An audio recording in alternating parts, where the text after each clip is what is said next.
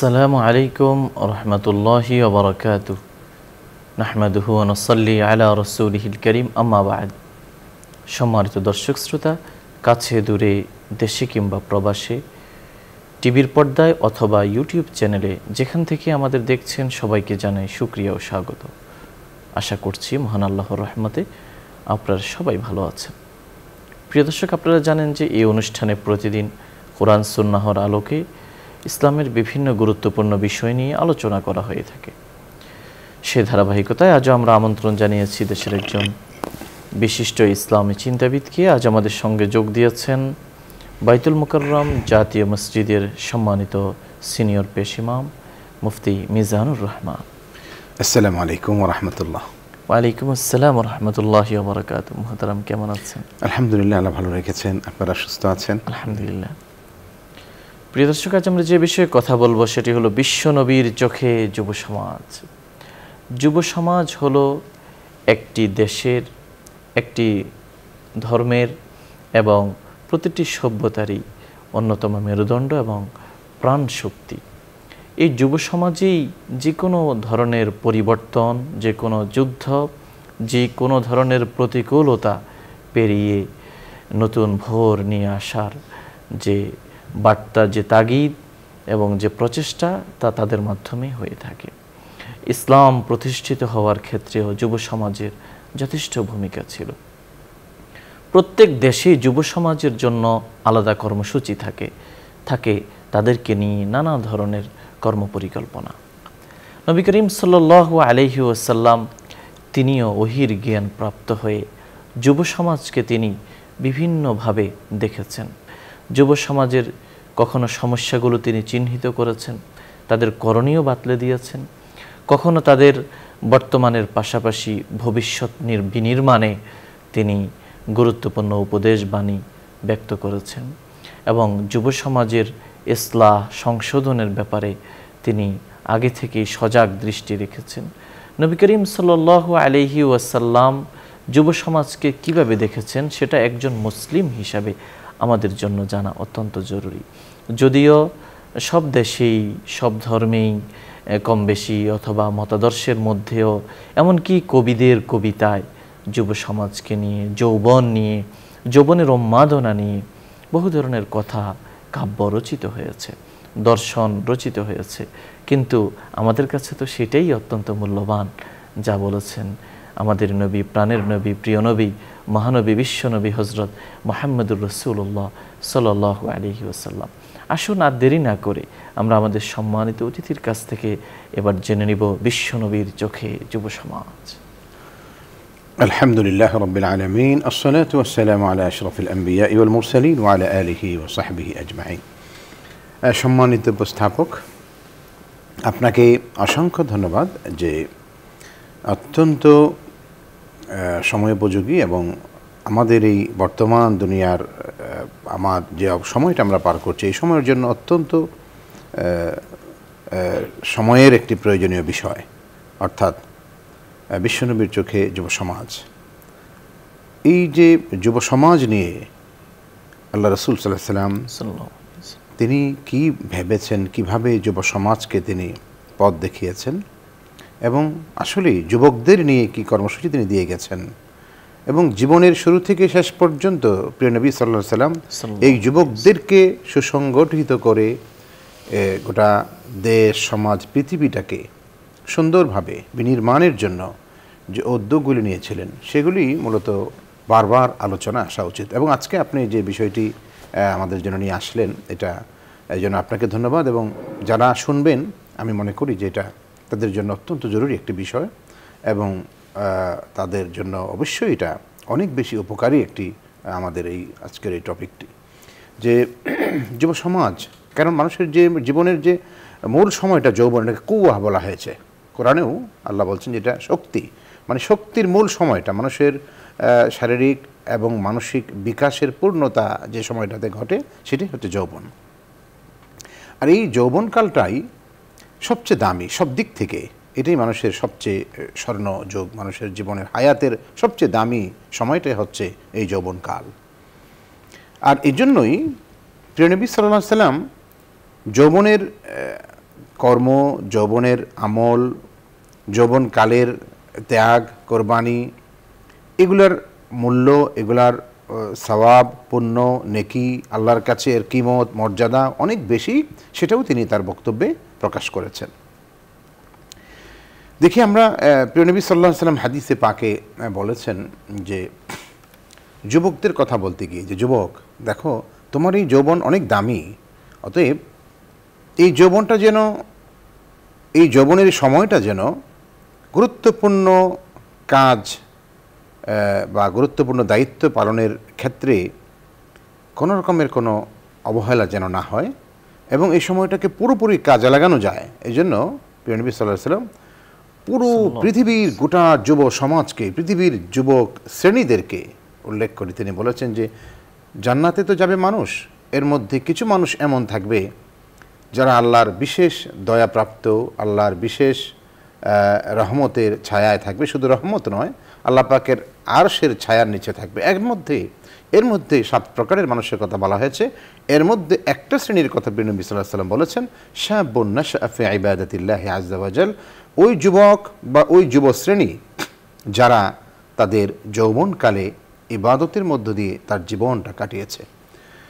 এইভাবে আমরা দেখি আল্লাহ রাসূল সাল্লাল্লাহু আলাইহি ওয়াসাল্লাম যুবকদের সম্পর্কেই আল হাসান ওয়াল হুসাইন সৈয়দা শাবাবি আহলিল জান্নাহ বলেছেন যে তারা, হযরত হাসান হুসাইন রাদিয়াল্লাহু আনহুমা, তারা জান্নাতি যুবকদের সর্দার হবেন তারা।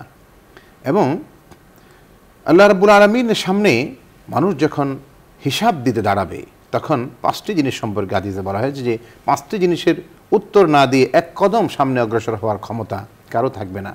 এর মধ্যে আন উমরিহি ফিমা আফনাহ ওয়া আন শাবাবিহি ফিমা আবলাহ, জীবন কোন পথে সে কাটিয়েছে এবং যৌবন, তার পুরো যৌবনটা সে কীভাবে অতিক্রম করে অতিবাহিত করেছে, যৌবনের সময়টা সে কীভাবে কাটিয়েছে, আলাদাভাবে স্পেসিফিক এটা কোশ্চেন আসবে আল্লাহর পক্ষ থেকে। জীবন তো দিয়েছিলাম, জীবনের এই পার্টগুলি, এই সময়গুলি কাটিয়েছো, বাকি তুমি বলো বান্দা তোমার যৌবনটা তুমি কিভাবে কাটিয়েছো। তার মানে এই সমস্ত কথাগুলি থেকে আমরা দেখি যে যৌবনের কথাটাই বারবার আসছে। প্রিয় নবী সাল্লাল্লাহু আলাইহি ওয়াসাল্লাম যৌবনটাকে আলাদাভাবে তিনি উল্লেখ করে তিনি বুঝাচ্ছেন এই কথাটা, দেখো পৃথিবীর মানুষ, তোমার যৌবনকালটা তোমার জীবনের সবচেয়ে দামি সময় এবং এই জীবন, এই সময়টা সম্পর্কে তুমি বারবার আল্লাহর সামনে জিজ্ঞাসিত হবে এবং এই সময়ের দায়িত্বগুলো তুমি পুরোপুরি পালন করছো কিনা তুমি সাবধান হও, সচেতন হও। এক যুবক আসলেন আল্লাহ রাসূল সাল্লাল্লাহু আলাইহি ওয়াসাল্লামের সামনে, এসে বলেন, ইয়া রাসূলুল্লাহ ইযান লি আন আজনিয়া বিজিনা, যে আমি যেন ব্যভিচার করতে পারি, এটার জন্য আমাকে একটু আপনি অনুমতি দিয়ে দেন, আমাকে একটু আপনি সুযোগ দেন বা এই ব্যাপারে আপনি আমাকে পারমিশন দেন। তো সাহাবায়ে কেরাম বা আশেপাশে যারা ছিলেন তারা খুব বেশি কথা শুনে, এই যুবকের এই ধরনের মানে কথা শুনে, এই ধরনের বক্তব্য শুনে তারা একটু উত্তেজিত হয়ে গেলেন যে কি বলে এইসব। তারা এসে তাকে মানে ধরতে আসলেন, তাকে থামাতে আসলেন। রাসূল করিম সাল্লাল্লাহু আলাইহি ওয়াসাল্লাম বলেন, মাহ থামো তোমরা একটু, আচ্ছা সে কি বলতে চায় বলুক, তার কথা সে বলেছে, বাকি তার দিকে তোমরা এতটা উত্তেজিত হও না। তাদেরকে, সাহাবাদেরকে থামিয়ে দিলেন, দিয়ে এই যুবককে তিনি কাছে টানলেন, নীরবে আরেকটু কাছে নিয়ে তাকে খুব সুন্দরভাবে, খুব মিষ্টি ভাষায়, খুব শান্তভাবে তাকে 2-4টা প্রশ্ন করলেন। আচ্ছা যুবক, বলো তো, তুমি যে আমার কাছে যে পারমিশন নিতে আসলে, ব্যভিচার করতে চাও, তুমি জিনা করতে চাও, তুমি তোমার এই যৌবনের এই সময়, দামি সময়, এই সময়টা যেখানে আল্লাহ দিয়েছেন তোমাকে তোমার নিজের জীবনটাকে সুন্দর করে গড়ার জন্য, তোমার জাতি, উম্মাহ, দেশ, পৃথিবী নিয়ে চিন্তা করার জন্য, তোমার এই যৌবনের, তোমার এই মেধা, শক্তি, তোমার যোগ্যতা, ক্ষমতা সব কিছুকে কাজে লাগিয়ে তুমি পৃথিবীটাকে সুন্দর করে সাজানোর জন্য আল্লাহ তোমাকে যৌবন দিয়েছেন, আর তুমি চাচ্ছ এই ধরনের অন্যায় অপকর্ম করার দিকে তুমি চলে যাবে, আর সেই পারমিশন নিতে আমার কাছে তুমি চলে আসছো। আচ্ছা যুবক, তোমাকে আমি জিজ্ঞেস করি, যদি ঠিক এই বিষয়টি যদি এমন হয় যে এটা যদি তুমি আমার কাছে যে পারমিশনটা চাচ্ছ, ব্যভিচার করতে চাও, জিনা করতে চাও, তাহলে এটা যদি তোমার মায়ের ক্ষেত্রে কেউ চায়, তাহলে তুমি সেটা কি আতুহিব্বু লি উম্মিক, তোমার মায়ের ক্ষেত্রে যদি এ ধরনের কথা কেউ বলে বা কেউ পারমিশন চায়, অনুমতি চায় বা এই ধরনের চিন্তা কেউ করে, তুমি কি সেটা পছন্দ করবে, মেনে নেবে? যুবক বলে, না, অবশ্যই না, এটা আমি কীভাবে মেনে নেব? বললেন, দেখো প্রতিটি মানুষই তো তার মায়ের ক্ষেত্রে এটাই চাইবে যে তার মা এটা তার মা ব্যভিচার বা এই ধরনের কোনো সে ধর্ষণের শিকার হোক বা এই ধরনের কোনো জুলুমের শিকার হোক, এটা কোনো মানুষই চাইবে না। তুমি যেরকম তোমার মায়ের ক্ষেত্রে চাও না। আচ্ছা, এই ধরনের বিষয় যে তোমার বোনের ক্ষেত্রে কেউ চায়, তুমি কি বলবে? তুমি কি এটা মেনে নেবে? যুবক বলল যে না, এটা তো হতে পারে না, আমার বোনের ক্ষেত্রে এই ধরনের কেউ চাইবে, আমি এটা মানব না। বললেন ঠিক, তাহলে প্রতিটি মানুষই তো এমনই চায়, কেউ চায় না তার বোন বেইজ্জতি হোক, তার এই সম্ভ্রম নষ্ট হোক। তাহলে তুমি তো বলছো সেই জিনিসটাই তুমি চাচ্ছ আমার কাছে। আচ্ছা, ঠিক এই বিষয়টা তোমার কন্যার ক্ষেত্রে কেউ যদি চিন্তা করে, একই উত্তর দিল, না, এটা আমি মেনে নিতে পারবো না। নবীজি আবার বলেন তোমার ফুফুর ক্ষেত্রে, সে না, নেতিবাচক। আবার বলে তোমার খালার ক্ষেত্রে যদি এরকম কথা কেউ বলে, কেউ চায়, তাহলে তুমি কি বলবে? যুবক বারবার বলছে, ইয়া রাসূলুল্লাহ, না, এইসব আমি মেনে নিতে পারবো না। এই সব কিছু বোঝানোর পরে বলেন, দেখো যুবক, তাহলে তুমি যেরকম তুমি যেটা তুমি চাও না যে তোমার মা, তোমার বোন, তোমার কন্যা, তোমার খালা, তোমার ফুফির ক্ষেত্রে এই ধরনের কিছু হোক, ঠিক পৃথিবীর কোনো মানুষ এটা চায় না। তাহলে তুমি কেন আসলে আমাকে এই ধরনের কথা বলতে? তুমি কি চিন্তা করেছো ব্যাপারটা? এটা যে কতটা জঘন্য বিষয়, কত নাফরমানির কাজ এবং কতটা নোংরা বিষয়, তুমি কি একটু বুঝে তারপরে তুমি আসছো? নিশ্চয়ই তুমি আসলে গভীরভাবে ব্যাপারটা উপলব্ধি করতে পারোনি বলেই এই ধরনের কথা আমার কাছে বলতে আসছো। তাকে তিনি তৈরি করলেন, তার মগজকে তিনি তৈরি করলেন, তার বিবেককে তিনি জাগ্রত করলেন, তার বোধকে তিনি শানিত করলেন যে আসলে কি বললাম আমি। এবার আল্লাহ রাসূল সাল্লাল্লাহু আলাইহি ওয়াসাল্লাম তার বুকে হাত রাখলেন, দোয়া করলেন, আল্লাহুম্মা আগফির, আল্লাহুম্মা আগফির, আল্লাহুম্মা আগফির যামবা ওয়া তাহহির কলবা। আল্লাহ তার গুনাহ আপনি মাফ করে দেন, তার অন্তরটাকে পবিত্র করে দেন, এবং তাকে এই ধরনের অন্যায় কাজ থেকে আপনি হেফাজত করে দেন। ওয়া হাসসিন ফারজাহ, দোয়া করলেন এইভাবে। তো দোয়া করার পরে হাদিসের শেষ অংশে এই কথাগুলি আছে যে এই যুবক, আল্লাহ পাক তাকে ওই দিনের এই নসিহা, এই দিনের উপদেশ এবং দোয়া দুটোই তিনি করেছেন। নবীজি প্রথম কিন্তু পারতেন যে তার জন্য, ঠিক আছে তুমি, তোমার জন্য আমি দোয়া করি, আল্লাহ তোমাকে হেদায়েত করুন, এটুক বলে তাকে বিদায় দিতে পারতেন, তা কিন্তু তিনি করেননি। এই যুবককে নবী সাল্লাল্লাহু আলাইহি ওয়াসাল্লাম কাছে টেনে তাকে ডেকে তাকে অনেকগুলি কথা বললেন, বুঝালেন, তার বিবেককে তিনি প্রথমে তার জাগ্রত করলেন, বুঝালেন। তারপরে সব কিছুর পরে শেষে তিনি তার জন্য দোয়াও করলেন আল্লাহর কাছে। এবং এই তার বিবেক তাকে যখন তার সামনে তার বিষয়গুলি তাকে যখন কোশ্চেন করা হলো, প্রশ্ন করা হলো, সে দেখলো যে না, আমি তো আমার কাছে ধরা খেয়ে গেলাম, আমি তো না করতেছি, আমি তো মানা করছি যে এটা হতে পারে না, তাহলে আমি এই কথাটাই, সেই পারমিশনটাই নিতে আসলাম, নিজের কাছে সে আটকা পড়ে গেল, ধরাও খেয়ে গেল। এবং একটা পর্যায়ে নবীজি তার জন্য দোয়া করলেন। এবং ওই যুবক সম্পর্কে হাদিসে বলা হয়েছে যে পরবর্তী জীবনের যতটুকু জীবন এবং হায়াত সে পেয়েছে, সে এতটাই পরিচ্ছন্ন এবং পবিত্র জীবন যাপন সে করেছে পরবর্তী সময়ে, যে জীবনে কোনোদিন কোনো বেগানা নারীর প্রতি দৃষ্টি দেওয়া, চোখ দেওয়া, কোনোদিন তাকানো, এমন কোনো কাজও তার দ্বারা কোনোদিন আর হয়নি। এতটাই সে পবিত্র পরিচ্ছন্ন জীবন সে লাভ করেছিল। তাহলে এই যে বিষয়গুলি, বিশ্বনবী সাল্লাল্লাহু আলাইহি ওয়াসাল্লাম তিনি যুবকদেরকে নিয়ে কী ভাবতেন, কী চিন্তা করতেন। আজকে আমরা দেখি যে সমাজে আমরা আছি, আমরা আমাদের মাতৃভূমি বাংলাদেশে আমরা আছি, বা পৃথিবীর আমাদের মুসলিম দেশগুলা হোক, বা গোটা পৃথিবীর যুব সমাজের কথা যদি আমরা চিন্তা করি, তাহলে বিশেষ করে যদি আমরা বলি মুমিন শ্রেণীর মধ্যে থেকে, মুমিন যুবক যারা, এদের মধ্যেও আমরা তিনটা পর্যায়ে আমরা যদি ভাগ করি যুবকদেরকে, যে কিছু যুবক আছেন এমন যারা খুব দিনদার, যারা আমরা বলবো যে সুপথগামী, যাদেরকে আমরা বলতে পারি, যারা সব কিছুকে তারা মনে করেন যে হ্যাঁ, আসলে এই জীবন, এই যৌবন, জীবনের সমস্ত উপকরণ সব কিছু মালিক মহান রব্বুল আলামিন তিনি দিয়েছেন, অতএব এই যৌবন যিনি দিয়েছেন তার জন্য আমাকে কিছু করতে হবে।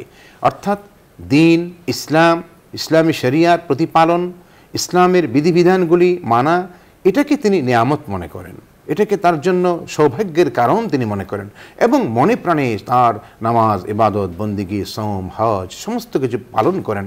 এবং শুধু তাই নয়, নিজ ব্যক্তি জীবনে তিনি ইবাদতগুলি পালন করার পাশাপাশি তিনি লেনদেনের ক্ষেত্রেও স্বচ্ছ। মানুষের হক নষ্ট করা, কাউকে ধোঁকা দেওয়া, কাউকে প্রতারণা করা, কারোর সাথে খারাপ কিছু করা চিন্তাই তিনি করেন না, এসব থেকে নিজেকে বাঁচিয়ে রাখেন। এই ধরনের যুবক আমরা দেখি একটা বিরাট শ্রেণী এমন আছেন। আবার হ্যাঁ, শুধু লেনদেনই নয়, তার আখলাকি যে বিষয়গুলি, তার যে চারিত্রিক বিষয়গুলি, তার যে আচরণগত বিষয়গুলি, সেখানেও তিনি অত্যন্ত নিয়ন্ত্রিত, সংযত। তিনি কারোর সাথে খারাপ বিহেভ করেন না। কারণ চিন্তা করেন যে আমার শক্তি আছে বলেই, আমার বল যোগ্যতা আছে বলেই আমি কারোর উপর আমি চড়াও হব, আমি আমার জোর খাটাবো, আমার শক্তি দেখিয়ে দেব, এটা তো হয় না। কারণ হলো যে এই যৌবন থাকবে না একদিন, এই যৌবন আল্লাহ দিয়েছেন আমাকে।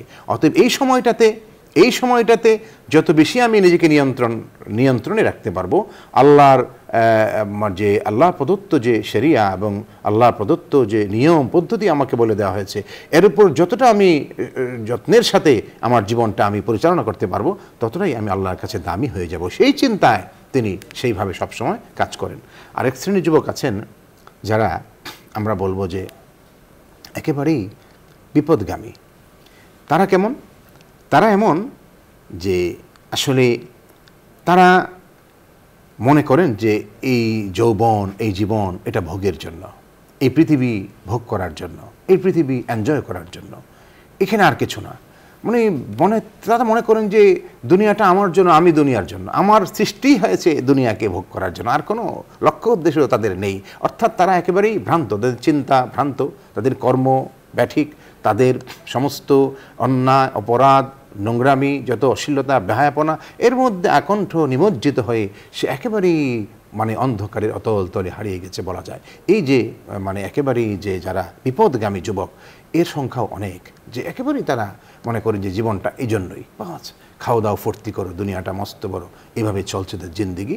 তাকে দেখলে অথচ তিনি অমুসলিম তা কিন্তু না, মুসলিম যুবকদের মধ্যেই আমি বলছি যে এই ধরনের একটা বিরাট অংশ কিন্তু আছে, যে তারা ভাবেন না, চিন্তা করেন না যে এই জীবনটা কেন, এই যৌবন কেন, এই যৌবন আল্লাহ কেন দিলেন, এটা আল্লাহ প্রদত্ত নিয়ামত, সেই নিয়ামত মনে করে তার কিছু করণীয় আছে, তার কিছু কর্তব্য আছে, সেই ভাবনা চিন্তাই তাদের মধ্যে নেই।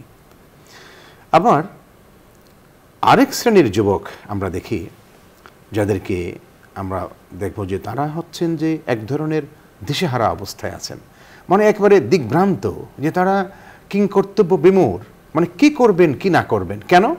যে তারা যে একেবারে দিন, ইসলাম, ইমানের সংস্পর্শ কিছুই তারা পাননি তা না, তারা কিন্তু ইসলামী কালচার, সংস্কৃতির কিছুটা তারা ছোঁয়া পেয়েছেন। কিন্তু বিষয়টা এই হয়েছে যে আসলে এই বর্তমান দুনিয়ার বাতিলের যে নানামুখী সাইলাব চারদিকে, ফিতনা চারদিকে ছড়িয়ে আছে, এবং আপনার চিন্তাগত বুদ্ধিবৃত্তিক যে দুষ্ট চক্র এই সমাজে মানুষকে নানাভাবে সুকৌশলে মুখরোচক বক্তব্য দিয়ে কথা বলে বলে তাদেরকে বিভ্রান্ত করে ফেলছে, তাদেরকে নানাভাবে হক থেকে, সত্য থেকে সরিয়ে নেওয়ার জন্য নানা রকমের কাজ করছে। সেই জায়গাটাতে এই যুবকরা এক ধরনের দিশেহারা অবস্থায় আছে, কিংকর্তব্য বিমূঢ়। কি করবে সে? কোনটা সে ধরবে? এই যুগ যুগ ধরে যে পবিত্র জীবন, পরিচ্ছন্ন জীবন, সেটা সে দেখে আসছে। তার বাবা ছিলেন একজন পরহেজগার মানুষ, দাদা ছিলেন নেককার মানুষ, পরোপকারী মানুষ। এখন সে এসে দেখতেছে এই আধুনিক পৃথিবীতে এখন নানা রকমের ফিতনা, ফাসাদ, এবং দুনিয়ার লোভ, লালসা, মোহ, মায়া যার দিকে, এসব দেখে, দুনিয়ার চাকচিক্য দেখে সে এখন কোন পথে চলবে, এইরকম। এবং এই সংখ্যাটাই সবচেয়ে বেশি আমরা দেখি দুনিয়াতে, এখনকার এই দুনিয়াতে মুসলিম যুবকদের মধ্যে এই অবস্থাটার মধ্যে বেশি সংখ্যক যুবক, যে সে এইদিকে দুনিয়ার সব কিছু, দুনিয়া তাকে টানে দুনিয়ার মধ্যে ডুবে যাওয়ার জন্য, দুনিয়ার নানা রকমের গন্দিগির মধ্যে, নোংরামির মধ্যে ডুবে যাওয়ার জন্য, সেদিকে পা বাড়ানোর জন্য তাকে হাতছানি দিয়ে রাখছে। আরেকদিকে আল্লাহর দিন, শরিয়া, প্রিয় নবী সাল্লাল্লাহু আলাইহি ওয়াসাল্লামের সুন্নাহ, তার জীবন, সাহাবায়ে কেরামের জীবন, পবিত্র মানুষদের জীবন, আলেম ওলামা, তাদের কর্ম, তাদের আহ্বান, তাদের মানুষের প্রতি নসিহা, এই সব কিছু। এখন এই দুই জায়গায় দাঁড়িয়ে তারা টালমাটাল অবস্থা, যে আসলে কী করবে, কোন দিকে যাবে। এখন আসুন, এই যে অবস্থাগুলি, যারা আল্লাহর দিনকে, শরিয়াকে প্রতিপালনের ব্যাপারে আন্তরিক, এবং আল্লাহ প্রদত্ত নিয়ম, পদ্ধতি, শৃঙ্খলাকে, এই সবগুলোকে যারা মনে করেন যেটা আল্লাহ প্রদত্ত নিয়ামত, এই নিয়ামত মনে করে সুপথে যারা জীবনযাপন, সুপথগামী যুবক যারা, এবং সঠিক পথের পথযাত্রী যে সমস্ত যুবকরা, তারা এই জাতির জন্য, উম্মার জন্য, পৃথিবীর জন্য নিয়ামত, অহংকার, গর্ব তারা। আর যারা একেবারে বিপদগামী, তারা সবার জন্য এক গজব। এটা নিঃসন্দেহে তারা সকলের জন্য আপদ, একটা বিপদ, দেশের জন্য, সমাজের জন্য। তো কারণ তাদের এই নানা রকমের উচ্ছৃঙ্খল আচরণ, সীমালঙ্ঘন, বাড়াবাড়ি, বেপরোয়া জীবনযাপন, এটা শুধু তাদের ক্ষতি করে না, দেশের ক্ষতি করে, সমাজের ক্ষতি করে, মানুষের ক্ষতি করে, উম্মার ক্ষতি করে, সব জায়গায় বিশৃঙ্খলা তৈরি হয় তাদের কারণে। সমস্ত আইন কানুন শৃঙ্খলা সব জায়গায় মানে আপনার অস্থিরতা তৈরি হয় এই বিপদগামী মানুষগুলোর কারণে। আর আমরা তৃতীয় পর্যায়ে যে মানুষগুলোর কথা বললাম, যে যারা আসলে এই দিশেহারা অবস্থায় আছে, টালমাটাল অবস্থায় আছে, যে কোন দিকে যাবে, এই জায়গাটাতে মূলত আমরা শুরুতে যে হাদিসগুলি বর্ণনা করলাম, প্রিয় নবী সাল্লাল্লাহু আলাইহি ওয়াসাল্লাম যুবকদের নিয়ে ভেবেছেন, চিন্তা করেছেন, বারবার তাদেরকে নিয়ে তিনি বেশিরভাগ কাজ তিনি করেছেন। যুদ্ধ পরিচালনা, সমাজ গঠন, জাতি গঠন এবং সমাজের অন্যায় অনাচারগুলি দূর করে সেখানে সব কিছু মানুষের মধ্যে কোনো রকমের খারাপ কিছু দেখলে পরে, সমাজে, পরিবারে, ব্যক্তি জীবনে কোনো খারাপ কিছু দেখলে পরে তিনি উদ্বুদ্ধ করেছেন যুবকদেরকে, বলে দেখো মান রাআ মিনকুম মুনকারান ফালিয়ুগাইয়িরহু বিয়াদিহি ফাইন লাম ইস্তাতি'ফ বিলিসানিহি ফাইন লাম ইস্তাতি'ফ বিকলবিহি ওয়া যালিকা আযআফুল ঈমান। এই নির্দেশনা দিয়েছেন, দেখো তোমরা বসে থাকলে চলবে না, তোমাদের কাজ করতে হবে। যুবকদেরকে তিনি উদ্বুদ্ধ করেছেন যে দেখো যে অন্যায় অপরাধ কোথাও হচ্ছে এবং সেটা ছোট পর্যায়ে বা ব্যাপকভাবে বড় ধরনের কোনো মানে এরকম বিপর্যয় চলছে, তাহলে সেখানে তোমার কিছু করণীয় আছে। যদি দেখো মুনকার হচ্ছে, যা অপছন্দনীয়, যা জাতির জন্য, দেশের জন্য, সমাজের জন্য অকল্যাণকর, এমন কিছু ঘটছে চারদিকে, তাহলে তোমার দায়িত্ব আছে। তুমি কি করবে? তোমার যে শক্তি আছে, তোমার সামর্থ্য আছে, তোমার শক্তি সামর্থ্য যোগ্যতার সবটুকু কাজে লাগিয়ে সেই দুরবস্থাটাকে শুধরানোর জন্য, সেই মুনকারটাকে, সেটা সমাজের মানুষের ইবাদত বন্দিগির লাইনে হোক, চিন্তার লাইনে বিভ্রান্তি আছে, আকীদার লাইনে বিভ্রান্তি আছে, আমলের লাইনে বাড়াবাড়ি আছে, মানুষের লেনদেনের লাইনে, অর্থনৈতিক কর্মকাণ্ডের ক্ষেত্রে নানা রকমের মানে অন্যায়, দুর্নীতি, বাড়াবাড়ি, সীমালঙ্ঘন, লুণ্ঠন, লুটতরাজ, অনেক কিছু আছে। তো যুবকদেরকে রাসূল বলছেন, যেখানেই দেখবে যে মুনকার হচ্ছে, তাহলে তুমি কি করবে? তোমার দায়িত্ব হচ্ছে, তোমার কাজ হচ্ছে, তোমার সমস্ত যোগ্যতাকে, শক্তিকে কাজে লাগিয়ে ওই জায়গাটাকে শুধরানোর জন্য তুমি কাজ করবে। কিভাবে পরিবর্তন করা যায়, কিভাবে একটা সুন্দর পরিবেশ তৈরি করা যায়, কিভাবে যেখানে সমস্যাটা তৈরি করা মানে দূর করার জন্য কি ভূমিকা পালন করা যায়, সেটা একজন যুবক এবং সমাজের প্রতিটি যুবককে নবীজি সাল্লাল্লাহু আলাইহি ওয়াসাল্লাম সেই মেসেজ দিয়েছেন, সেই তার নির্দেশনা দিয়েছেন, তাকে সেই পরিকল্পনা করার জন্য বলেছেন, তুমি কাজ করো এবং সে শুধরিয়ে তুমি একটা ভালো জায়গা তৈরি করো এবং সুস্থ পরিবেশ তুমি তৈরি করো। এটা হলো তোমার দায়িত্ব। আর যদি দেখো তোমার শক্তি দিয়ে সেটা তুমি পারছো না, এতটুকু অবস্থা তোমার নেই যে তুমি তোমার শক্তি সেখানে প্রয়োগ করবে, তাহলে তুমি কি করবে? তোমার জবান দিয়ে অন্তত বলবে, বলার শক্তিটা তোমার আছে কিনা তুমি দেখো। যদি থাকে, তাহলে তুমি যেটা অন্যায়, যেটা মুনকার, সেই মুনকারটাকে, অন্যায়টাকে এবং অসুন্দর যা কিছু সমাজে হয় সেই জিনিসগুলোকে শুধরানোর জন্য তুমি তোমার যোগ্যতাকে কাজে লাগাও। তুমি কাজ করো, কাজ করে তুমি কি করো? সেই পরিবর্তনটা আনার চেষ্টা করো, বলতে থাকো, নসিহা করো, উপদেশ দাও, মানুষকে বলো, বোঝাও, তোমার সমস্ত মেধা এখানে খরচ করো। খরচ করে করে হে যুবক, তুমি বসে থাকলে চলবে না, তোমার কিছু কাজ করতে হবে। কাজ করে করে সেটা তুমি সংশোধনের চেষ্টা করো। যদি এমন হয় যে আসলে ওই অবস্থাটাও নেই, তুমি যে মুখ দিয়ে বলবে, বলার সক্ষমতা, যোগ্যতা এবং সেই পরিবেশটাও তোমার জন্য অনুপস্থিত, যদি এমন কোনো সিচুয়েশন তৈরি হয়, তাহলে আল্লাহ রাসূল সাল্লাল্লাহু আলাইহি ওয়াসাল্লাম বলেন যে তাহলে যদি এটাও হয়, তবুও তুমি মনে করো না যে তোমার দায়িত্ব শেষ, এরপরেও তোমার দায়িত্ব আছে। তুমি তোমার শক্তি এবং তোমার যোগ্যতাকে হাত দিয়ে যেভাবে, অর্থাৎ তোমার পাওয়ার এবং যোগ্যতাকে কাজে লাগিয়ে পারছো না, মুখ দিয়ে বলারও মতো পরিবেশ তুমি পাচ্ছ না, তাহলে তুমি অন্তর দিয়ে ঘৃণা করো, দোয়া করো পরিবর্তনের জন্য, আল্লাহর কাছে বলো যে, এবং এটাকে তুমি ঘৃণা করো এইভাবে যে আসলে এর থেকে তুমি নিজে দূরে থাকো, তোমার যারা কাছের মানুষ তাদেরকে দূরে রাখো, ঘৃণা করে কাছে যেও না। ঘৃণা করা মানে হচ্ছে যে এর থেকে দূরে থাকা। তাহলে তুমি অন্তর দিয়ে তুমি এটাকে ঘৃণা করো এবং পরিবর্তনের চেষ্টা করো, আল্লাহর কাছে দোয়া করো। এবং বলছে এটা ইমানের সবচেয়ে দুর্বলতম অবস্থান এটা। তো এই যে বিষয়গুলি আমরা দেখি যে তৃতীয় পর্যায়ের যুবক শ্রেণীর মানুষ যারা, তাদের সামনে আল্লাহ রাসূল সাল্লাল্লাহু আলাইহি ওয়াসাল্লাম আজকের এই অবস্থানে আমরা যদি দেখি যে যুবকদের মধ্যে যদি আমরা তিনটা শ্রেণী দেখি আমরা, তাহলে তৃতীয় পর্যায়ের মানুষ যারা আসলে আজকের এই নানা রকমের ঝঞ্ঝা বিক্ষুব্ধ এই পৃথিবীর নানা লোভনীয় অফার তাদের সামনে আছে, সেখানে সে হাত বাড়ালেই অনেক সুযোগ সে পেতে পারে। আবার এদিকে ঈমান, দ্বীন, তাকওয়া, তাহারাত, আল্লাহ পাক বারবার ইয়া আইয়ুহাল্লাযীনা আমানুত্তাকুল্লাহ হাক্কা তুকাতি আমানুত্তাকুল্লাহ ওয়া কুলু কাওলান সাদীদা, আল্লাহকে ভয় করো, সঠিক কথা বলো, সঠিক পথের উপর চলো। তুমি ইত্তাকুল্লাহ ওয়াল তানজুর নাফসুম মা কাদ্দামাত লিগাদ, তুমি আল্লাহকে ভয় করো আর চিন্তা করো যে তোমার আগামীকালের জন্য তোমার কি আছে অবস্থা, তুমি কোন জায়গায় আছো, আগামীকাল তো ধরা পড়ে যাবে, সেদিনের জন্য তুমি আসলেই কি প্রস্তুতি নিয়েছো কিনা। এইসব কথা যখন সামনে আসে তখন মানে একজন যুবক সে আর সেই দুনিয়ার নানা রকমের এই মোহের দিকে না গিয়ে সে আল্লাহর দিকে ফিরে আসে এবং সে তার কাজ এবং দায়িত্ব পালনে সে সচেষ্ট হয়।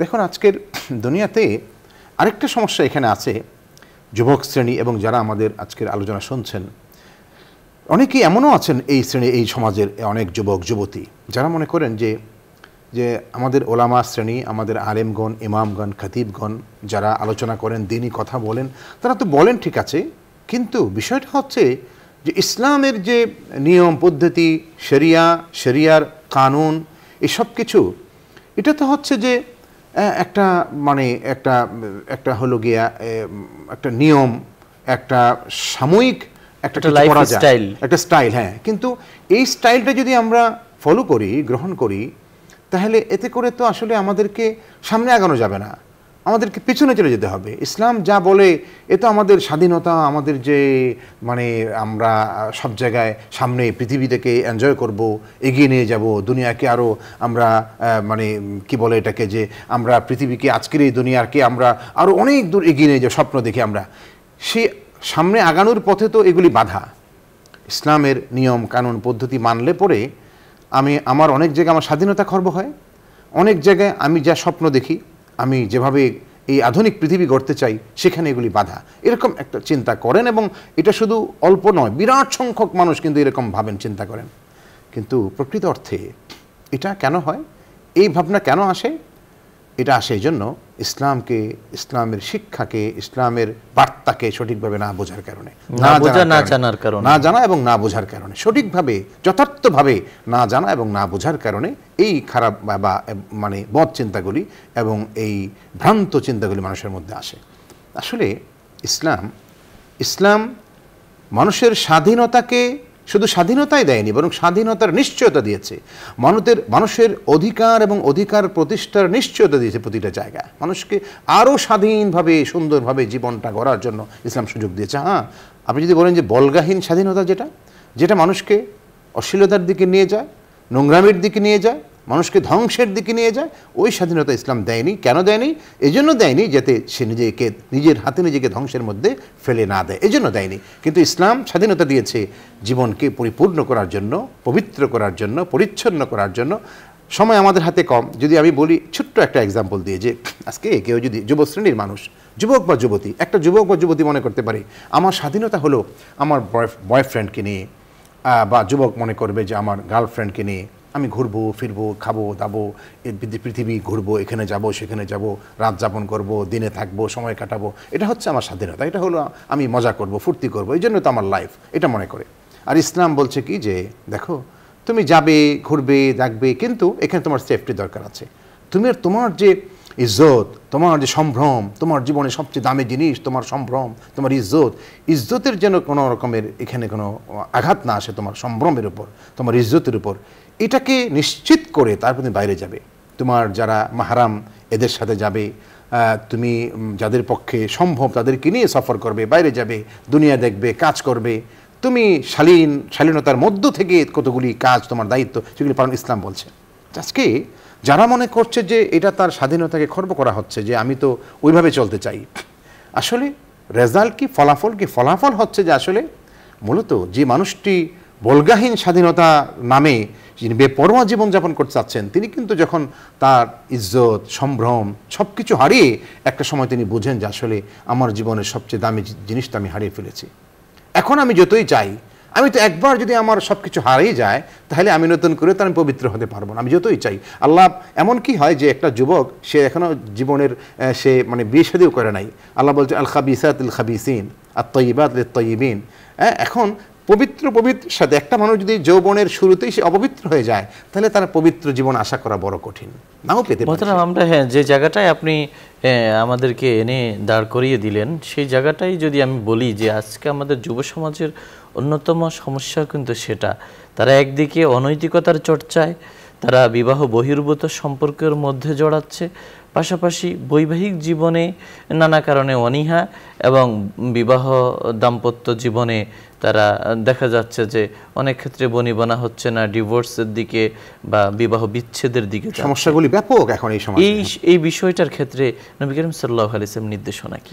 আসলে দেখেন, এখানে তো একটা পবিত্র জীবন, যুবকদেরকে বলছেন ইয়া মা'শারাশ শাবাব মান ইসতাতা'a মিনকুমুল বা'a ফালইয়াতাযাওয়াজ ফাইন্নাহু আগাদ্দু লিলবাসর ওয়া আহসানু লিলফরজ। কত চমৎকার নির্দেশনা, কত চমৎকার পৃথিবীর যুবক শ্রেণীর জন্য আল্লাহ নবীর পক্ষ থেকে মানে সুস্পষ্ট বাণী এবং একটা পবিত্র জীবন, সুন্দর জীবন গড়ার জন্য নবীজির আহ্বান যে দেখো হে যুব সমাজ, যদি এমন হয় যে তোমার সাধ্য আছে, শারীরিক এবং আর্থিক তোমার সক্ষমতা আছে, তুমি একটা সুন্দর জীবন, বৈবাহিক জীবন, দাম্পত্য জীবন তুমি করতে পারো, এই বয়সে তুমি পৌঁছেছো, তাহলে তুমি উদ্ভ্রান্তের মতো না ঘুরে বা তুমি এই গার্লফ্রেন্ড বয়ফ্রেন্ড এইসব চিন্তা না করে, তুমি এই নোংরামির চিন্তা না করে তুমি একটা জীবন সঙ্গিনী বেছে নাও। যুবককে বলছেন, যুবতীকে বলছেন তুমি জীবন সঙ্গী বেছে নাও। কেমন? যে পবিত্র, সব দিক থেকে পবিত্র, তার আখলাক ভালো, চরিত্র ভালো এবং কর্মঠ। হ্যাঁ, চরিত্র ভালো এবং দুটো গুণের কথা মূলত সমস্ত কোরআন এবং হাদিস চর্চা করলে দুটো গুণ, একটা হলো আখলাকটা ভালো এবং কর্মঠ, অলস নয় এবং দুশ্চরিত্র নয়। এইরকম দেখে তার কি বিশাল সয় সম্পদ আছে কিনা এটা দেখতে বলা হয়নি, এটা আল্লাহ পাক দিয়েই দিবেন যদি তার মধ্যে আখলাক থাকে এবং মানুষটা কর্মঠ হয়, তাহলে তার জীবনে মানে অর্থনৈতিক যে সাফল্য এবং যা যা মানুষ চায় এগুলি আসবে এমনিতেই। তো দুটো জিনিস খেয়াল করে বলছেন ইয়া মা'শারাশ শাবাব মান ইসতাতা'a মিনকুমুল বা'a, যাদের এই সক্ষমতা আছে তাহলে তোমরা কি করো, বৈবাহিক জীবন বা দাম্পত্য জীবন সুন্দরভাবে সাজিয়ে নাও।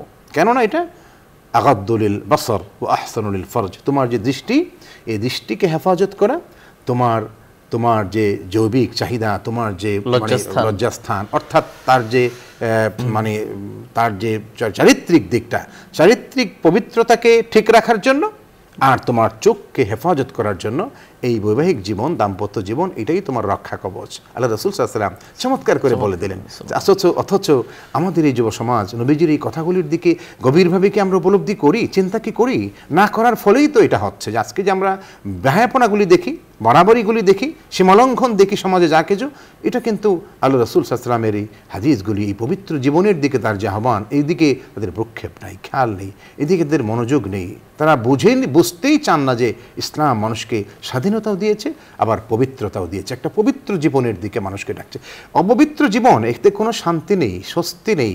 যিনি অপবিত্র একবার হয়ে গেছেন তার ভেতরে যে কি যন্ত্রণা, মাঝে মাঝে আমাদের মতো যারা একটু দিনী লাইনে আমরা যারা কাজ করি, আমাদের কাছে কিছু কিছু যুবক একটা পর্যায়ে জীবনে সব কিছু হারিয়ে তারা কিন্তু আসেন এবং এসে দুঃখ কষ্টের কথা, জীবনের যন্ত্রণার কথা ছটফট করতে করতে এক পর্যায়ে বলে ফেলেন যে আসলে তো মনে করতাম যে ওর মধ্যেই বোধ হয় অনেক কিছু, আসলে এখানে কোনো স্বস্তি নেই, শান্তি নেই, আসলে জীবনের যেটা সুকুন ইতমিনান যেটাকে বলা হয় এটা এখানে নেই। আল্লাহ মুহতারাম, আপনি যেমনটা বলছিলেন আমাদেরকে, আজকে আমাদের যুব সমাজের একটি গুরুত্বপূর্ণ অংশ, তারা কিন্তু সামাজিক যোগাযোগ মাধ্যমে তারা আক্রান্ত হয়ে যাচ্ছেন এবং তারা বলা যায় যে তারা আসক্ত হয়ে পড়ছেন।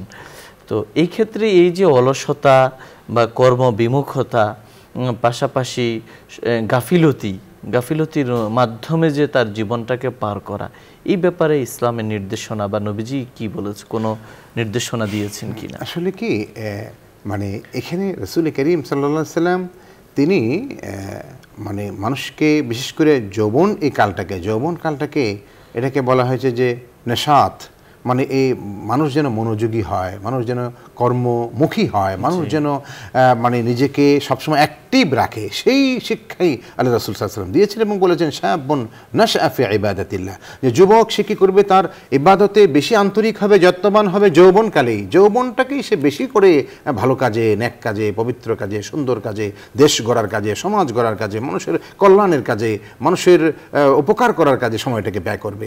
কাজেই আজকে অলসতা এবং মানে যারা নাকি কর্মবিমুখ হয়ে যারা ঘুরছেন তাদেরকে আমরা যদি এমনকি ইবাদত বিমুখ, কর্মবিমুখ, অভিভাবক হয়ে তারা একেবারেই এক ধরনের মানে তারা মনে করছে যে এখন কি করে সে মনে করে যে এই বন্ধু বান্ধব নিয়ে আড্ডা দেওয়া, গল্প করা এবং ফেসবুক, ইউটিউব এইসব বিভিন্ন কিছু, আজকে যেটা একটা মারাত্মক যে এই অপসংস্কৃতির যে সাইলাপ যেটা চলছে, এখানে এতটাই আসক্ত হয়ে তারা সব ভুলে গিয়ে মা বাবা কি বলেন, তাদের প্রতি কী কর্তব্য, আত্মীয় প্রতিবেশী, বড় সমাজের যারা একটু মানে দুর্বল শ্রেণী, তাদের প্রতি দায়িত্ব আছে, কর্তব্য আছে, সব বাদ দিয়ে সে সময় নষ্ট করছে দিনের পর দিন, মাসের পর মাস, বছরের পর বছর, জীবনের দীর্ঘ সময় নষ্ট করে দিচ্ছে। রাত কখন সে ফেসবুক নিয়ে বসছে, কখন সে মোবাইল নিয়ে বসছে, রাত কখন 12টা বাজে, 2টো বাজে, তার কোনো হিসাবেই থাকে না, তার কোনো খেয়ালই থাকে না। এই যে সময়ের এটাও কিন্তু একটা ব্যাপার যে রাসূল করিম সাল্লাল্লাহু আলাইহি ওয়াসাল্লাম তো বলছেন যে সময়ের হিসাব তোমাকে দিতে হবে, তোমার জীবন এবং যৌবন, জীবনের যে হিসাবটা সেটাই যখন আমি শিখে যাব, তখন আমার আর এই ধরনের অপকাজে বা অহেতুক কাজে সময় নষ্ট করার সুযোগ থাকবে না। শুকরিয়া মোহতারাম, আপনি আমাদের বলছিলেন বিশ্বনবীর চোখে যুব সমাজ এই প্রসঙ্গে। প্রিয় দর্শক, আমরা আলোচনার একেবারেই শেষ প্রান্তে চলে এসেছি, তবে শেষ করার আগেই আমরা সংক্ষিপ্ত মোনাজাতে অংশগ্রহণ করব। আপনারা চাইলে আমাদের সঙ্গে মোনাজাতে শামিল হতে পারেন। আলহামদুলিল্লাহি রাব্বিল আলামিন, ওয়াসসালাতু ওয়াসসালামু আলা আশরাফিল আমবিয়াই ওয়াল মুরসালিন ওয়া আলা আলিহি ওয়া সাহবিহি আজমাইন। اللهم لك الحمد كما ينبغي لجلال وجهك وعظيم سلطانك. اللهم إنا نسألك بأن لك الحمد لا إله إلا أنت المنان بديع السماوات والأرض يا ذا الجلال والإكرام يا حي يا قيوم. ربنا فاغفر لنا ذنوبنا وكفر عنا سيئاتنا وتوفنا مع الأبرار. رب ارحمهما كما ربياني صغيرا. اللهم إنا نسألك الجنة ونعوذ بك من النار. اللهم إنا نسألك من الخير كله عاجله وآجله ما علمنا منه وما لم نعلم ونعوذ بك من الشر كله عاجله وآجله ما علمنا منه وما لم نعلم يا رب العالمين. আজ আমরা যে বিষয়ে আলোচনা করেছি, আলোচনা শুনেছি, আল্লাহ বক্তা এবং শ্রোতা সবাইকে আমল করার তৌফিক দান করুন। ইয়া আল্লাহ, আপনার প্রিয় নবী আল্লাহ আমাদেরকে নির্দেশনা দিয়ে গেছেন আমাদের যুব সমাজ কিভাবে চলবে। আল্লাহ আমাদের যুব সমাজের চরিত্রকে ভালো করে দিন, আমাদের যুব সমাজকে সঠিক পথের দিশা দিয়ে দিন। আল্লাহ আমাদের দেশের যুব সমাজের প্রতি দিনদারি, তাদের অন্তরে দিনদারি, আমানতদারি দিয়ে দিন, তাদেরকে কর্মঠ, কর্মতৎপর, কর্মচঞ্চল বানিয়ে দিন।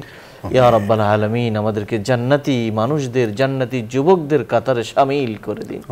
আল্লাহ আমাদেরকে সিরাতে মুস্তাকিমের উপর উঠিয়ে দিন, সিরাতে মুস্তাকিমের উপর অবিচল রেখে দিন। আল্লাহ তা আমৃত্যু ইবাদতের মাধ্যমে জীবনকে অতিবাহিত করার তৌফিক দান করুন। ইয়া রাব্বাল আলামিন, আপনি আমাদের সবাইকে নেক হায়াত দান করুন। ইয়া আল্লাহ, আপনি আমাদের সবাইকে সুস্থতার নিয়ামত দান করুন। আমাদের মর্যাদাকে আপনি উন্নীত করে দিন। আল্লাহ আমাদের স্বপ্নগুলো বাস্তবায়িত করে দিন, আমাদের হৃদয়কে ইসলামের জন্য খুলে দিন। আল্লাহ আপনি আমাদের সন্তানদেরকে নেককার, দিনদার, পরহেজগার বানিয়ে দিন। আমাদের দাম্পত্য জীবনকে সুখময় করে দিন, আমাদের প্রাতিষ্ঠানিক জীবনকে নিষ্কণ্টক করে দিন।